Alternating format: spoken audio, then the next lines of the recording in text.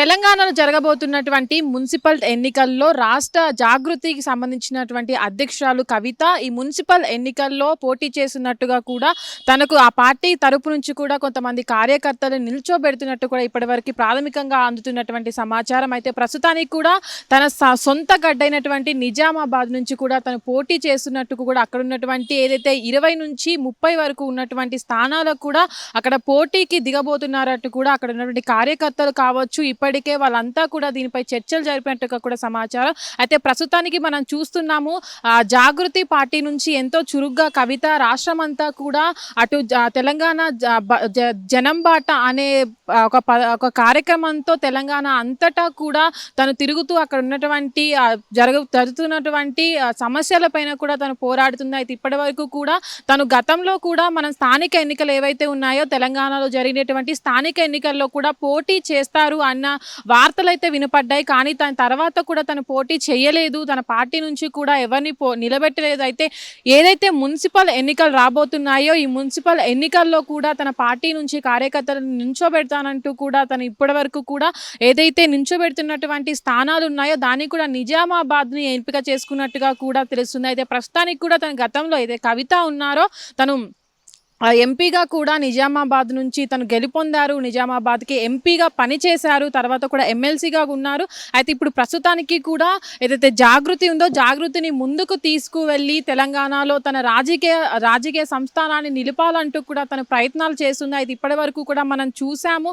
అయితే ప్రస్తుతానికి కూడా ఏదైతే మున్సిపల్ ఎన్నికలు జరగబోతున్నాయో దాంట్లో కూడా వాళ్ళు సింహం గుర్తుకి సంబంధించి జాగృతికి సంబంధించిన వాళ్ళను కూడా ఈ గుర్తు తరపు నుంచి కూడా నుంచుంటారంటూ కూడా కార్యకర్తలు ఏవైతే కొన్ని పోస్ట్ పెడుతున్నారు. మనం గతంలో చూసినట్లయితే ఎక్కడ జనం బాట కార్యక్రమం జరుగుతుందో అక్కడ కూడా చాలా ఫ్లెక్సీల్లో కావచ్చు అటు పార్టీకి సంబంధించినటువంటి కార్యకర్తలు కావచ్చు వీళ్ళంతా కూడా సింహం గుర్తును ఎక్కువగా హైలైట్ చేస్తూ వస్తున్నారు.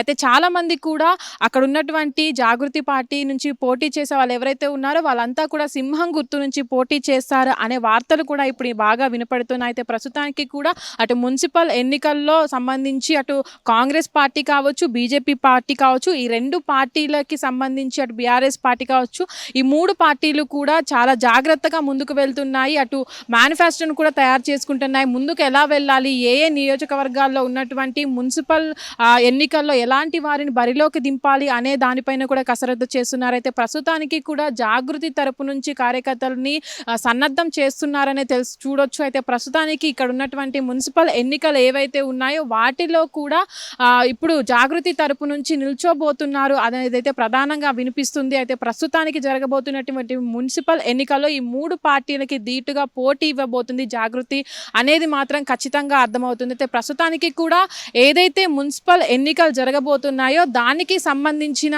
వివరాలు అనేవి ఇప్పటికే అటు కవిత ఇంటిలో కావచ్చు కవిత ఏదైతే జాగృతి పార్టీ ఆఫీస్ ఉందో దాంట్లో కూడా ఇప్పటి వరకు కార్యకర్తలు కావచ్చు వీటిపైన కసరత్తు అనేది జరుపుతున్నారు. ప్రస్తుతానికి దీనికి సంబంధించి ముందే అక్కడ నిల్చోబెట్టేటువంటి కార్యకర్తల పేర్లు అనేవి డిసైడ్ చేసి అక్కడ నిల్చున్నటువంటి కార్యకర్తలకు కూడా దిశానిర్దేశం చేయాలి అనే పనిలో కూడా కార్యకర్తలు కావచ్చు అటు ఏదైతే జాగృతి అధ్యక్షురాలు కవిత ఉన్నారో వారు కూడా ఇప్పుడు దీనిపైన ఫోకస్ పెట్టారని చెప్పుకోవచ్చు.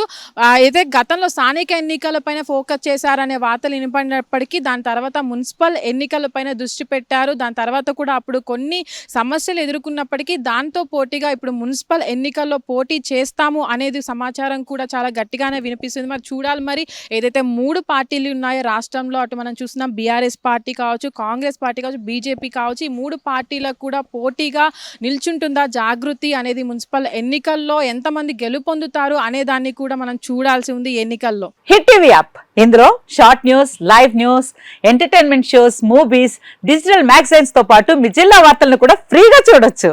ఇంకెందుకు ఆలస్యం వెంటనే హిట్ టీవీ యాప్ ని డౌన్లోడ్ చేసుకుని ఫ్రీగా ఎంటర్టైన్మెంట్ పొందండి. Hit TV app please download hit TV app. Hit TV app ని ఫ్రీగా డౌన్లోడ్ చేసుకుని ఎంజాయ్ చేయండి. మీకు నచ్చిన ఎంటర్టైన్మెంట్ కోసం హిట్ టీవీ యాప్ ని ఫ్రీగా డౌన్లోడ్ చేసుకుని ఎంజాయ్ చేయండి. హిట్ టీవీ యాప్ ని డౌన్లోడ్ చేసుకుని ఆస్వాదించండి, ఆశీర్వదించండి. ఇంతమంది సెలబ్రిటీలు హిట్ టీవీ యాప్ ని డౌన్లోడ్ చేసుకోండి అని చెప్తున్నారంటే ఎంత మంచి యాప్ ఆలోచించండి. అమెరికా అమెరికా అమెరికా అమెరికాలో చదవాలనుకునే వాళ్ళకి విశ్వసనీయమైన పేరు మన శౌర్య consultancy. UK Law 1 Year Masters. UK Law 1 Year Masters. 2 years work permit up to 5 years visa. Contact Saurya Consultancy. Contact 89851 89851.